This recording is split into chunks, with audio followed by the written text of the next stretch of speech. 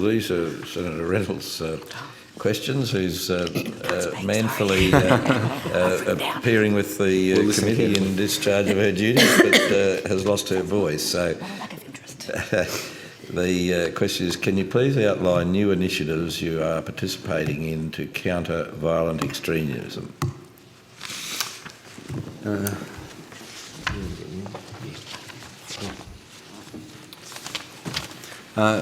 Senator Reynolds, firstly, most of the initiatives around countering violent extremism are actually Attorney General's Department initiatives, which we are supporting them in. We have our community liaison teams, and we work very closely with the community.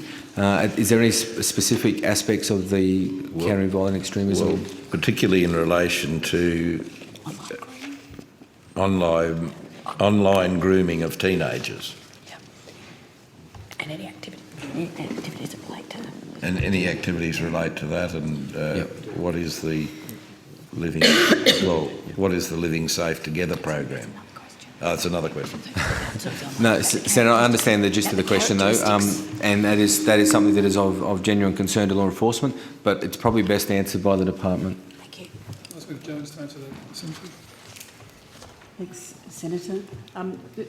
The two most recent initiatives that we've undertaken in the CVE space, the first is the CVE Intervention Program, which is a program that we're developing in collaboration with the states and the territories, where we'll be doing targeted intervention of individuals that have been identified through collaboration with the AFP and state and territory police, where we think, where the assessment is made that some form of preventative de-radicalisation programs could be of assistance for that individual. The types of things that we would work on with that individual could be assistance in terms of education, training, job readiness, connecting them with respected people in the community that can help them in terms of challenging some of the more radical views that they may have developed. So that's the intervention program. In terms of the online work, the attorney announced in February a new program for countering violent extremism narrative, and we've been doing a range of work to develop this program. I suppose that the key elements of the program is, firstly, better understanding what the nature of the narrative is, the Daesh IS narrative, and trying to understand, well, what is it that is appealing to, particularly to young people in Australia. And so that's the first element. Then the second element then is recognising and understanding what the appeal is. What are the types of messages that we can develop to counter that? What's the right mediums to work with that?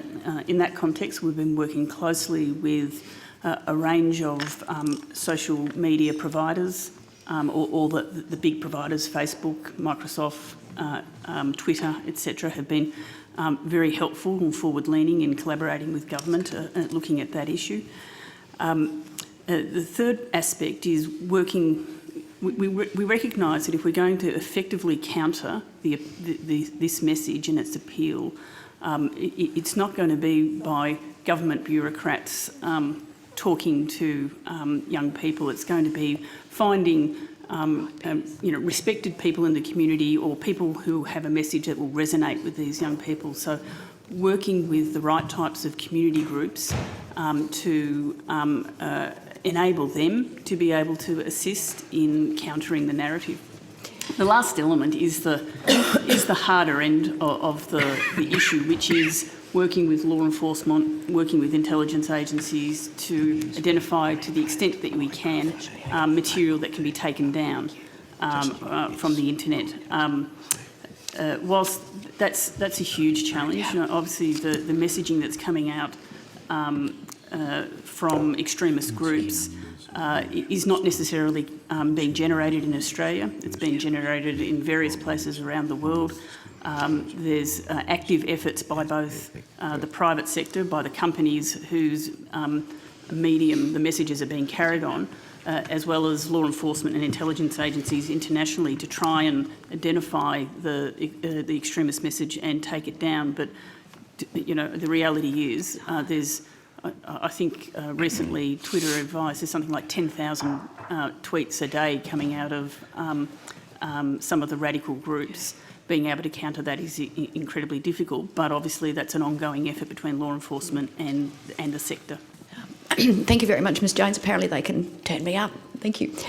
Just in relation to that, I've had an increasing number of my lower house colleagues who've reported that they've had non-Muslim parents find on their children's 15, 16-year-old Facebook account, for example, where they've liked somebody or they've just accepted a friend request, and it's somebody who then sends them, monitors what they're doing, but then also starts sending them quite radical information.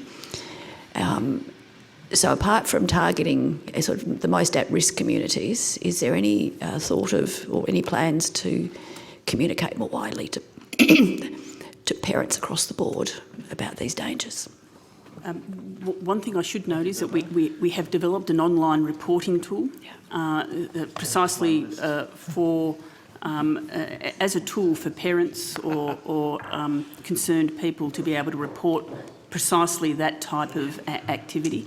And we have done some promotion of that site, and we'll look at further opportunities to be able to promote that to parents and individuals generally. Teachers. Yep. Yeah. Thank you. I think that's all I've got. Senator, Thank you.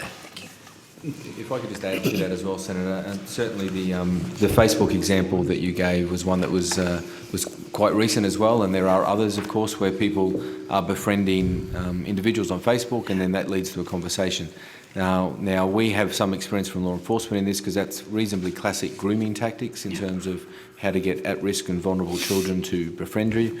The AFP has a very successful program called Think You Know, which we've had now for a number of years, and it's designed with our partner agencies, both in law enforcement as well as industry, to help children with e-safety, basically, what they should be aware of online, what the pitfalls are, what the mitigations they should be doing, as well as educating parents, to be quite frank with you, because parents are a big part of this equation.